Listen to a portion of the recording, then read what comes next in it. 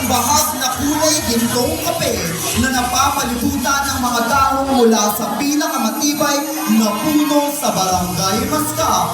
Ang mga disenyo nito ay tila mga baging at dahon na gumagapang, simbolo ng kaniyang koneksyon sa lupa.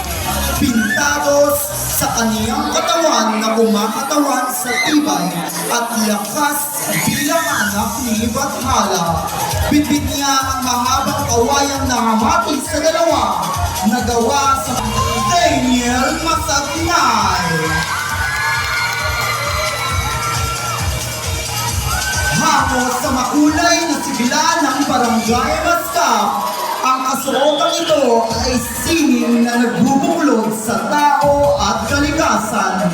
Mula sa lumpiang kawayan at mga likas na materyales, bawat gamit ay napakahalaga. Taglay ang disenyo ng katatagan at malasakit sa kapaligiran.